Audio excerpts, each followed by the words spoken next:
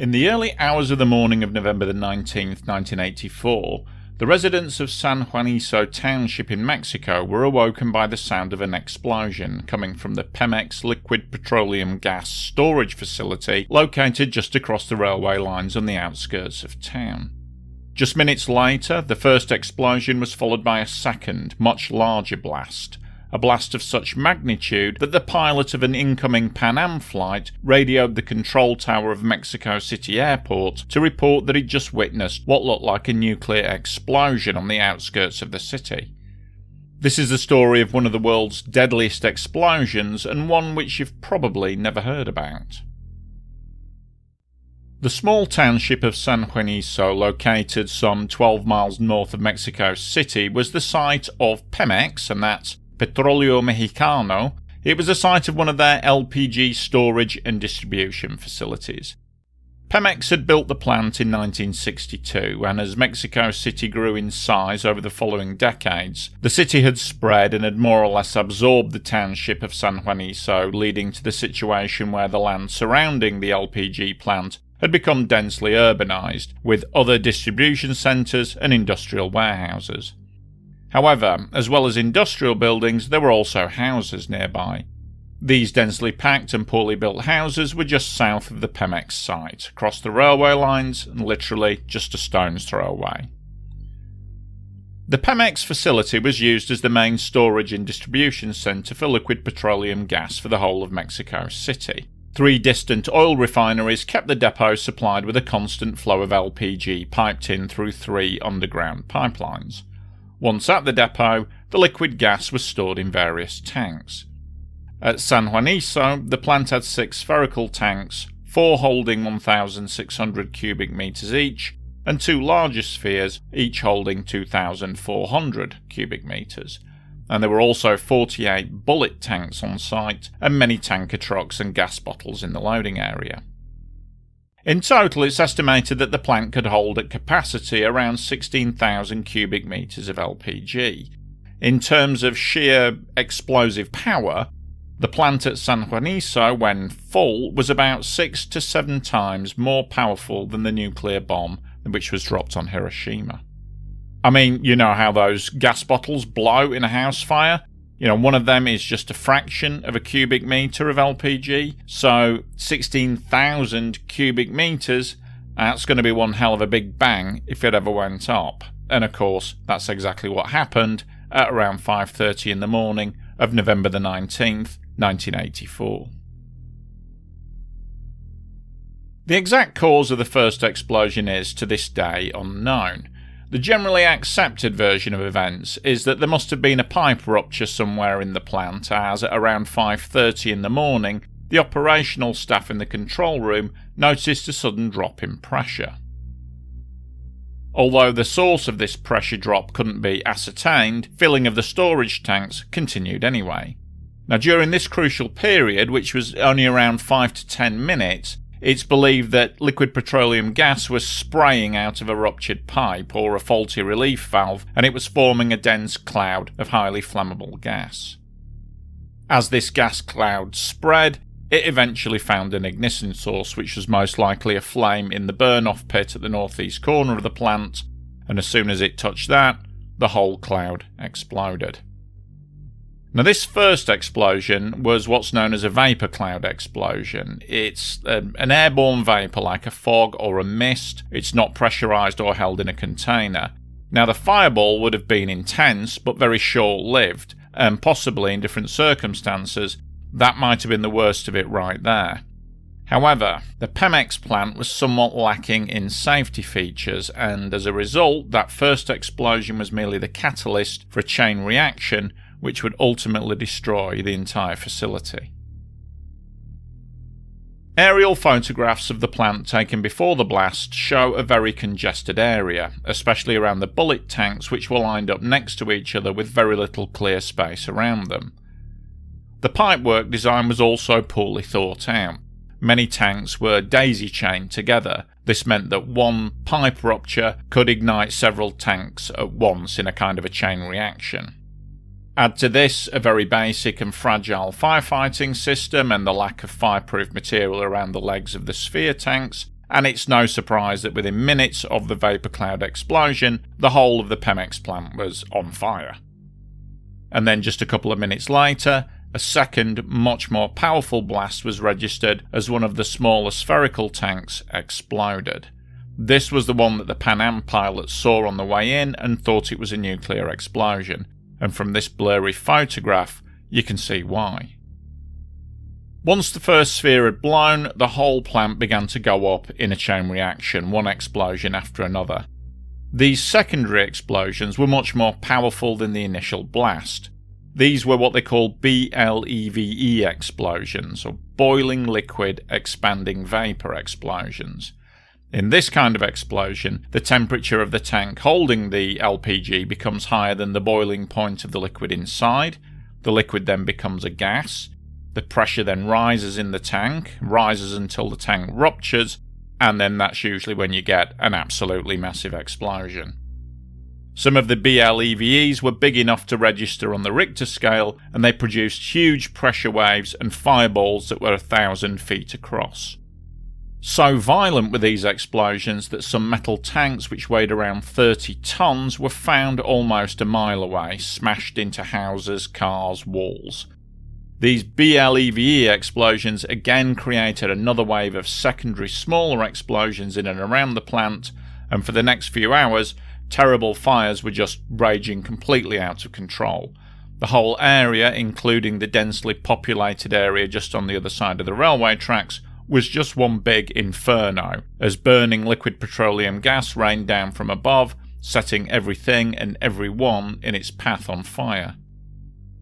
To make matters even worse, the pumping in of the liquid petroleum gas from the 3 refineries continued for about 40 minutes after the first explosion, feeding the raging inferno with a constant supply of fuel. Finally, at around 11 o'clock in the morning, some 5.5 hours after the first blast, most of the fires were brought under control. What remained of the PEMEX plant was almost completely unrecognisable. All of the 4 smaller sphere tanks had been completely destroyed, only the 2 large ones remained, bent and twisted, spewing out plumes of fire. The remaining bullet tanks were scattered around like giant empty beer cans. It was a scene of total devastation. Just across the railway tracks in the populated area, it was nothing short of harrowing. Red Cross volunteers were dealing with severely burned survivors, and bodies littered the streets. Inside the houses, there were only charred, unrecognisable remains. One estimate that I read stated that only 2% of the victims were able to be identified. Such was the severity of the trauma to those who perished. Now, the initial death toll was given as around 270, but this was later revised upwards. It'll never be known exactly how many people perished, but the accepted figures seem to be somewhere between 500 to 700 men, women and children that were killed, with a further 5,000 to 7,000 injured, and many of these seriously. Some Mexican journalists have claimed that if the death toll included people who later died from complications to their injuries, the actual number of fatalities could be as high as 2,000. To this day, there are eyewitness reports from survivors stating that many people who disappeared that day have never been officially acknowledged as dying in the blast. For example, 82-year-old Jose Espinoza, who survived the blast, recalled how he went back to check on his next-door neighbours that were a family of 5. I went into their house afterwards and only found the foot of the little boy. That was all that was left. The government only counted the ones who died at the plant and in hospital. They never told us the truth then, and I doubt they will now. In any case, the Mexican government sought to keep the official numbers as low as possible, partly due to the fact that PEMEX was a state-run company which made them legally liable for any compensation, and also down to the fact that an enormous death toll would almost certainly harm the governing party at the next general election. Even with what seemed to be certainly artificially low casualty numbers, the president at the time, Miguel de la Madrid, didn't even bother to attend the funeral service of the official 272 victims. a move which only served to incense a population that was already in shock at the scale of the disaster. Also, in the immediate aftermath, the boss of PEMEX, Director General Mario Ramon Beteta, tried to blame the explosion on a neighbouring gas storage facility. He cited one of those businesses as being the probable origin of the blast. However, a report was published in December of 1984 by the Mexican Attorney General, and that stated that the initial rupture was in the piping by the bullet tanks in the PEMEX plant. Strangely though, that's about the only detail to emerge from that report. The rest of the findings have never been released to the public, so some 40 years later, we're still none the wiser. Just 6 weeks after the disaster, with no official findings having been reported, the government of Mexico began payouts to the relatives of the dead. A flat rate had been decided, with each victim being valued at $10,400. The PEMEX site was quickly cleared, along with the destroyed housing, and a park was built on the site. Today there's a simple memorial cross erected at the site of the mass grave where the victims were buried. For such a terrible disaster with such a high death toll, the San Juaniso disaster is little known outside of Mexico. And it's partly due to the fact that this is just 2 weeks later you had the Bhopal tragedy which occurred in India, which gained worldwide media attention and kind of relegated the San Juaniso disaster to obscurity, and to this day it remains mostly unknown unless you're inside Mexico. However, the legacy of the PEMEX disaster was felt in the area of liquid petroleum gas plant design and safety, and lessons were learned in the wake of this tragedy. For instance, improvements were made in modifying the layouts of the LPG storage plants because the PEMEX site was obviously way too crowded. There were improvements in the robustness of the firefighting equipment. The flimsy PEMEX system was destroyed in the first blast. People installed gas leak monitoring because PEMEX didn't have any. People came up with emergency plans. PEMEX didn't have a plan. The ability to isolate and locate leaks in ruptured pipes was introduced. The list, goes on. But unfortunately, this is not the last time that the name PEMEX would be linked with tragedy, as the company does have a litany of accidents in its roll of shame. In 2019, 73 people were killed when a PEMEX pipeline was breached by a gang stealing fuel. Last year, a PEMEX oil platform caught fire. In 2013, 37 people were killed in a blast at the PEMEX headquarters in Mexico City. And in 2012, 26 more were killed in an explosion at another natural gas facility in northern Mexico. It seems that as many other petroleum companies learned lessons from the San Juaniso disaster in 1984, that ironically it's PEMEX themselves who seem to be unable to learn the lessons which were so dearly paid for by the inhabitants of that small town.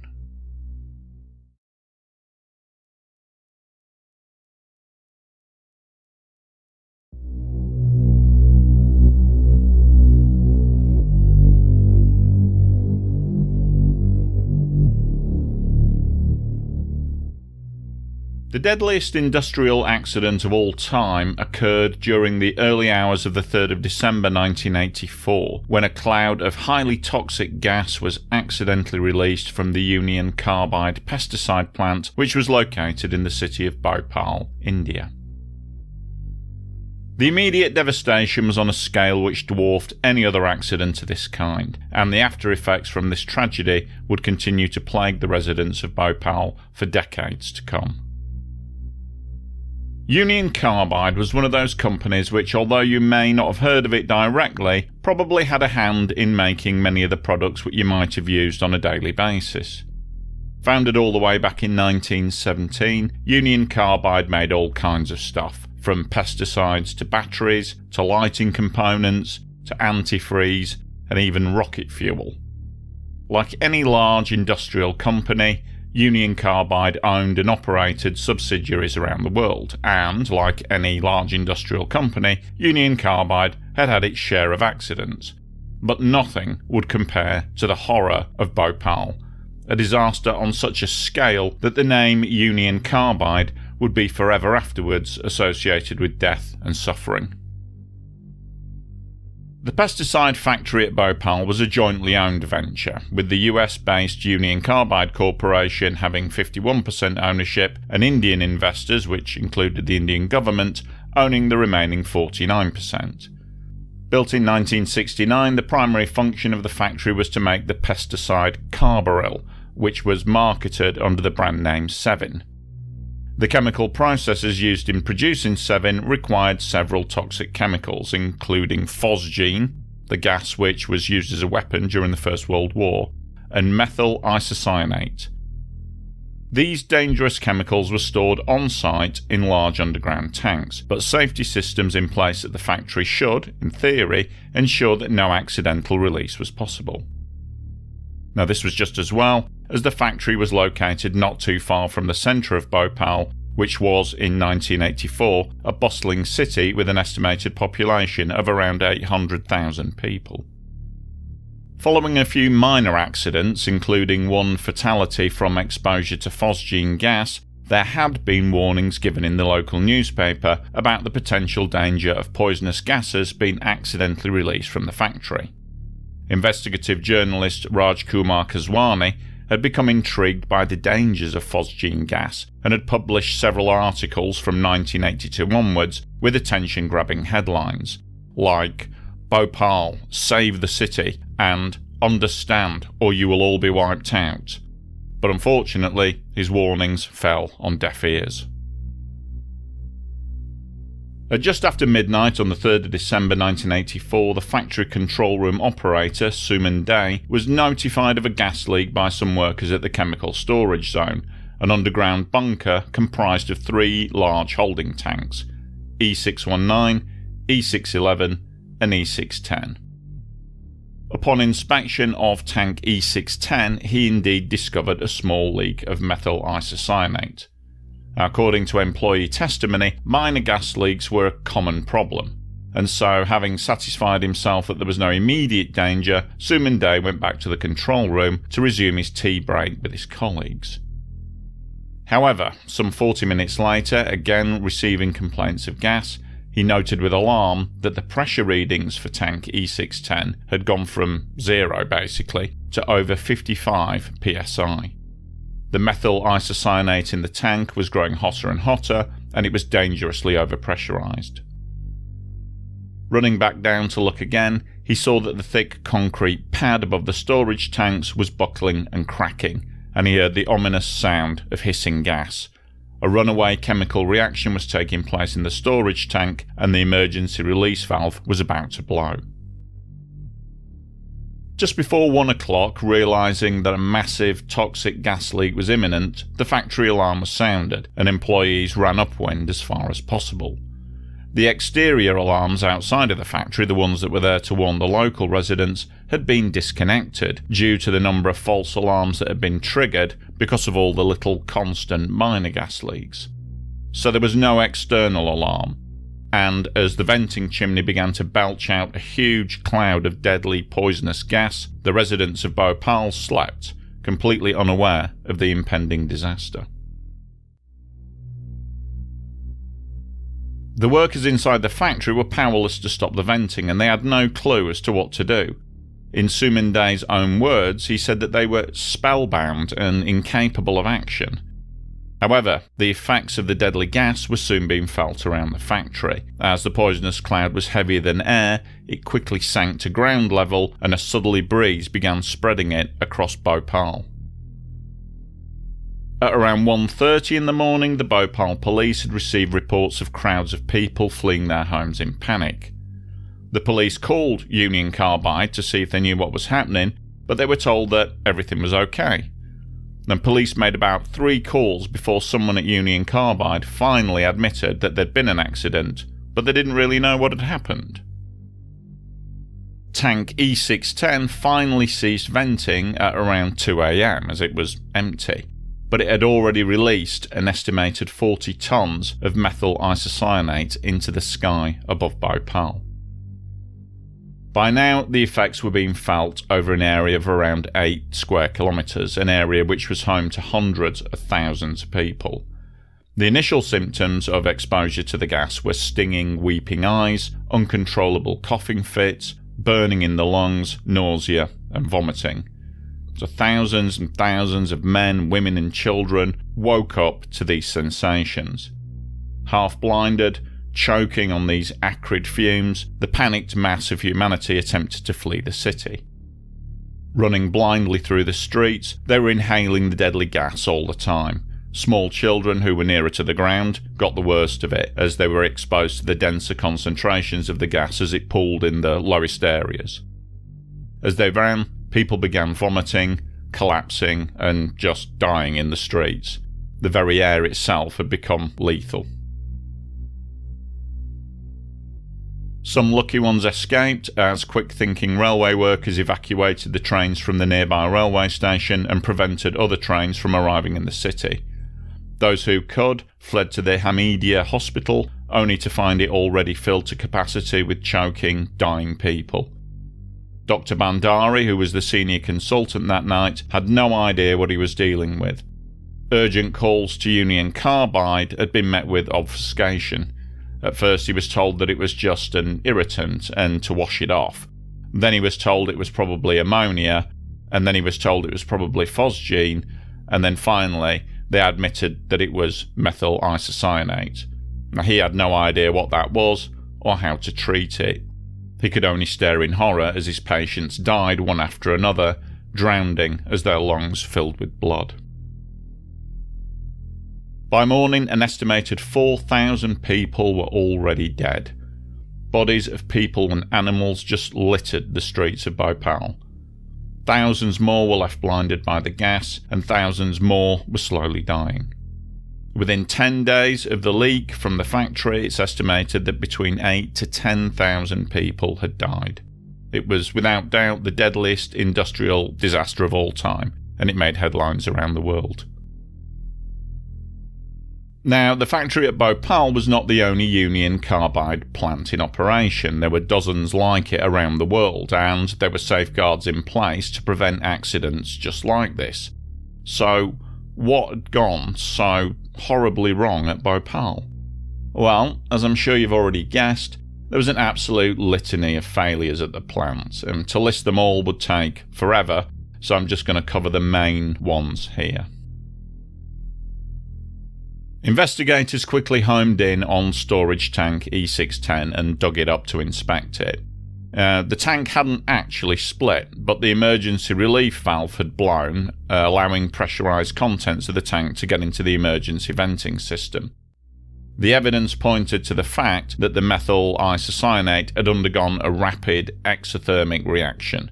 That's like where a runaway chemical reaction has caused the contents to heat up rapidly and the tank had become dangerously overpressurized. This reaction was found to have been caused by a contaminant getting into the tank. In this case, it was just water containing flakes of rust. Now, this should have been impossible, as the tank should only have been half full and then pressurized with inert gas to prevent anything from getting into it. However, in the weeks prior to the accident, employees testified that they hadn't been able to keep pressure in the tank. They just never managed to figure out where it was leaking. Also, the tank was filled well above its intended capacity. It was 3/4 full instead of just half, as was mandated. And the tank temperature sensor, there to warn of any unexpected temperature rise, yep, that had been disconnected. And the refrigeration unit to keep the chemical at a constant 6 degrees Celsius, yeah, that had been removed and then sold. However, even with the poisonous gas venting through the emergency valve, there were still 3 contingency measures in place to neutralise the danger. First off, the gas would be channeled through a large tank of caustic soda, a giant gas scrubber, which would neutralise the toxins. However, this gas scrubber had been taken offline and was inoperative. The next safety feature was what was called the flare tower. Here the gas would ignite and be burned off, again removing the toxins. However, the flare tower was also out of operation, having been shut down 2 months earlier to replace a small section of pipe. Lastly, the final safeguard to minimise the toxicity of any leak were fire hoses. The gas could be neutralised by spraying a curtain of water over the venting plume, but most employees had already run away, and those who remained were dumbstruck like deer in the headlights, unable to comprehend the situation and react accordingly. When eventually the hoses were manned, it was discovered that low water pressure rendered them useless, as they couldn't even spray high enough to reach the vent. So to sum up the situation, there was an overfilled, unprotected tank of highly toxic material in a badly run factory located in the middle of a densely populated area of a city. Warning sensors and alarms had been disconnected, and the 3 fail-safe measures to be activated in the event of a catastrophe were either disconnected, out of action, or ineffective. I mean, honestly, you couldn't make this stuff up. In the immediate aftermath, the city resembled something from a post-apocalyptic film. Bloated animal carcasses littered the streets, mass graves and enormous funeral pyres were created to deal with the thousands of dead and dying. Medical clinics and hospitals were completely overwhelmed, and untrained staff had no idea how to treat those poor people who were suffering. Unsurprisingly, shock and grief turned to anger. How could this have happened, and who was to blame? The CEO of the Union Carbide Corporation at the time was a trained lawyer named Warren Anderson. He and a technical team travelled to Bhopal to see firsthand the site and the scale of the disaster, and, in his own words, to head off any lawsuits. Although having been placed under house arrest soon after his arrival in India, Anderson managed to return to the US and afterwards refused to return to face charges of culpable homicide. He effectively became an international fugitive from justice. Indian government requests for his extradition were ignored or refused, and Anderson remained a wanted man in India up until his death in 2014. In many ways, the response to the Bhopal disaster was shameful. Most of the parties involved tried to distance themselves from what had happened, seemingly willing to trip over themselves in the hurry to point the blame at somebody else. Warren Anderson and Union Carbide insisted that the accident was in fact sabotage by a disgruntled employee, and they just shifted all the blame to the Indian subsidiary company. Eventually, Union Carbide did pay out a settlement, $470 million, that went to the Indian government in 1989. In 2010, 8 former employees of the Bhopal factory were convicted of manslaughter and sentenced to up to 2 years in jail. In 1994, Union Carbide India was sold off, and the Union Carbide Corporation itself was acquired by Dow Industrial in 2001.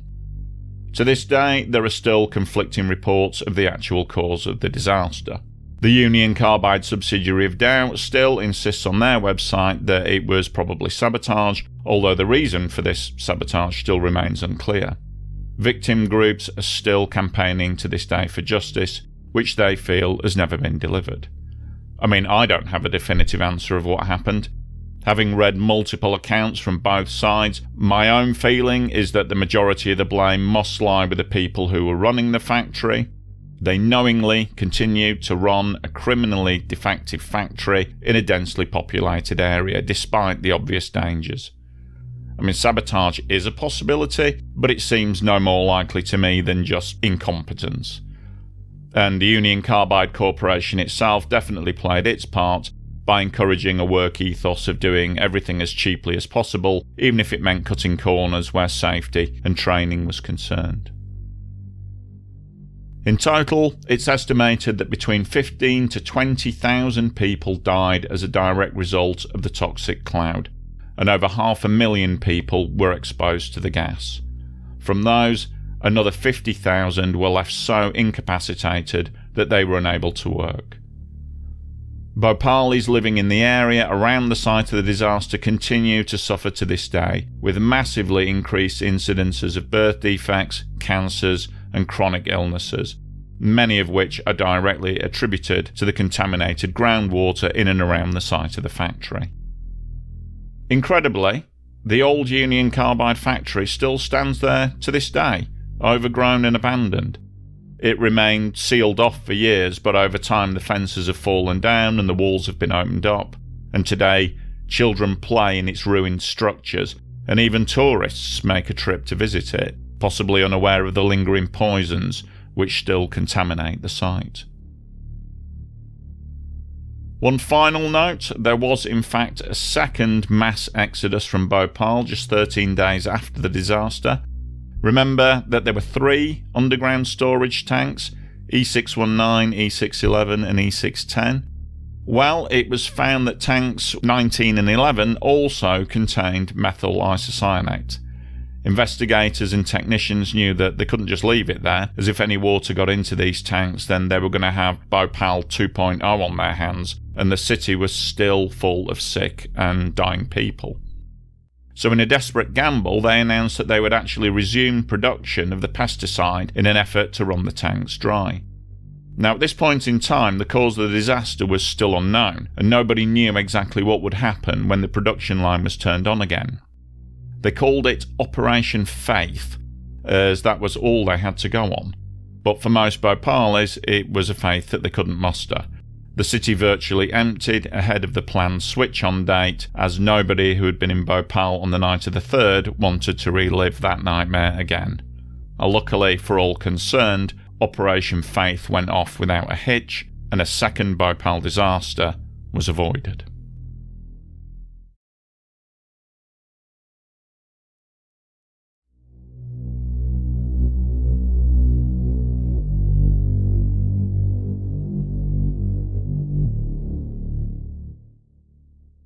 As a teenager growing up in the 80s, the main reason I was aware of the name BASF was due to the fact that they were one of the more common brands of blank cassettes which were available at the time. As any self-respecting teenager of the era, I would have my Walkman, spare batteries, bag of tapes, ready for bus and train rides, free periods at college, or any time you felt like just tuning out and listening to some music. Although I knew that the company was German, I had no idea that BASF were in fact primarily a chemical company. BASF stands for Badische Anilin- und Sodafabrik. It's also an old company, being founded all the way back in 1865. As a teenager, I was also completely unaware of the enormous blast which occurred at the BASF factory in Oppau in 1921, even though it is one of the most devastating explosions ever to have occurred on European soil. Founded in 1865 in Mannheim, Germany, the BASF company originally produced alkaline sodas and various acids for use in dye works. By the early 20th century, BASF had grown into an industrial behemoth, producing all manner of chemicals and fertilizers, as well as diversifying into other areas such as photography, clothing, and even mining. The factory, located in Oppau, on the bank of the River Rhine, just north of Ludwigshafen, sprawled over 8 hectares and at the time employed about 8,000 people. It was opened in 1911 to produce fertilizers, of which the most common ones produced were ammonium sulfate and potassium chloride. However, during World War I, as supplies of sulfur became scarce due to its use in ammunitions, the factory had to adapt, and so it began to produce large quantities of ammonium nitrate as well. By the final days of World War I, Allied blockades had brought Germany to the edge of starvation, and so the production and use of fertilizer was seen as of paramount importance for German industry, and for the rebuilding of the nation as a whole. Fertilizer, being used mainly on a seasonal basis, requires storage, and thus the Oppau factory not only produced massive amounts of fertilizer, but it also stored it on site too, in huge silos constructed to house the mountains of fertilizer which were being stockpiled in reserve. Now, it was well known that ammonium nitrate was potentially explosive, but testing by the chemists had shown that a 50-50 mix of ammonium nitrate and ammonium sulfate created a seemingly stable, non-combustible mixture, which they nicknamed Mischsalz. This harmless mixture could be safely housed in the vast storage silos at the Oppau factory, where provisions were made to store it in enormous batches. The largest silo was able to house an incredible 50,000 tons at any one time. There was one problem though. Ammonium nitrate is hygroscopic in nature, meaning that it attracts moisture, and being stored in such huge quantities, this led to its own set of difficulties. The weight of the damp mish salts bearing down on itself often caused the lower part of the mast to solidify, leading to a situation where workmen had to manually loosen the material with pickaxes if they were to stand any chance of getting the fertiliser out of the silo. Now, this was dangerous work. It was more akin to mining an unstable rock face than it was working in a chemical factory, and many men had been injured whilst trying to break up the enormous masses. The question was, how could they make this work safer? The solution they came up with sounds on the face of it to be utterly reckless. The factory workers decided to loosen the solidified fertiliser via the use of small explosive blasting charges, which were drilled directly into the solidified ammonium sulfonitrate. Yeah, I know what you're thinking. What could possibly go wrong? Well, with the gift of hindsight, it's easy to be judgmental about it, but at the time, the workers had been assured that the 50-50 mix was completely inert, and that blowing it to pieces was indeed perfectly safe. As if to prove the point, there had been already over 20,000 controlled blasts in the fertiliser silos prior to the Oppau explosion. It seems to have been one of them cases where everything is fine until the one day that it isn't, and that day was the 21st of September 1921. At just after 7:30 in the morning, a huge explosion tore through silo number 110, one of the smaller storage silos that contained around 4,500 tonnes of ammonium sulfonitrate. The consequences were utterly devastating. Within an instant, Silo 110 and most of the southern end of the factory were obliterated, leaving behind a crater which was 350 feet wide, 550 feet long, and 60 feet deep. One of the 3 giant chimneys located at the factory power plant was blown away, and fires broke out throughout the remainder of the complex. The small town of Oppau, located just half a mile from the factory, fared little better. 80% of the buildings there were either completely destroyed or severely damaged. Damage was reported up to 50 miles away, with roofs ripped off houses and windows blown in. In Frankfurt, some 37 miles away, reports stated that the blast was powerful enough to overturn an electric tram in the middle of the road. Such was the size of this explosion that it was heard in Munich, which was about 185 miles away. What few eyewitness accounts we do have all said more or less the same thing. The sound of a powerful, muffled blast, and moments later, a huge fireball billowing into the sky. Next came loud crackling and roaring noises, followed by a darkness which quickly swept over the local area. The loss of life was appalling. It's estimated that between 550 to 600 people were killed instantly, and over 2,000 were injured, with many of those injuries being described as serious. Over 7,000 people were left homeless, and it was, and to my knowledge still is, Germany's deadliest industrial accident. Incredibly, despite the destruction that was wrought, it's estimated that only 10% of the ammonium sulfonitrate stored in Silo 110 actually exploded. The damage and loss of life had the whole amount gone up doesn't even bear thinking about. And if the explosion had have occurred in one of the bigger silos, which can remember could hold up to 50,000 tonnes, the magnitude of that explosion would have been on a scale that's almost impossible to imagine. So what had gone so terribly wrong? Why did that blasting on the morning of the 21st of September have such dreadful consequences when there had been over 20,000 prior instances where nothing had gone wrong? Well, despite the exhaustive inquiries that followed the Oppau explosion, there's still no single definitive answer to that question.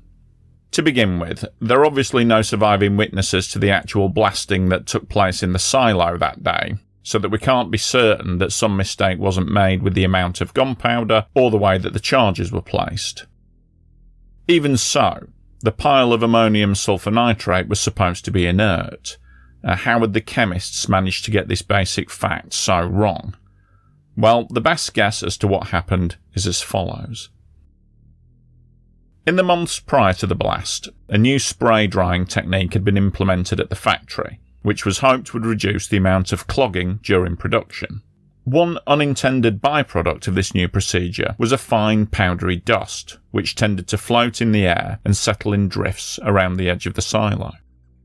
This powder was later discovered to have a much higher ammonium nitrate concentration than the main bulk of the fertiliser, and although it accounted for only around 0.1% of the total mass, it might have been enough to trigger a chain reaction. When the workmen drilled that fateful morning, it's thought that they placed charges in an area at the edge of the silo, where the drifts of the fine powdery material had accumulated. Upon blasting, the fine powder ignited, in turn providing enough explosive energy to cause a portion of the main mass to combust. That result was 600 dead and thousands of people injured and made homeless. The Oppau Explosion made headlines around the world, and following the disaster, the BASF factory ceased production of ammonium nitrate for over 40 years, only resuming it when new anti-caking agents allowed for a much safer production process. The factory was rebuilt and occupies the same site today, although the modern plant is in fact much bigger. It's now one of the largest chemical plants in the world and employs some 33,000 people on site. Unfortunately, the Oppau explosion is far from being a unique event in history. There are a score of terrible explosions involving ammonium nitrate, ranging from well-known historical disasters such as the Texas City explosion of 1947, to more recent ones such as the 2015 Tianjin explosion, and of course, the 2020 Beirut dockyard blast. One would hope that these hard lessons have finally been learned and that for once people's lives are put before unsafe storage just to save a few quid. But I'm not holding my breath. While doing the research for this video, I came across an article which asserted that there's a warehouse located on the outskirts of the Indian city of Chennai, which currently holds around 750 tons of old, decaying ammonium nitrate. Now, I don't know the accuracy of that assertion, but it wouldn't surprise me if it was true. And one thing's for sure, if it is true, you can bet that the owner of that 750 tons of old ammonium nitrate isn't living anywhere near that warehouse.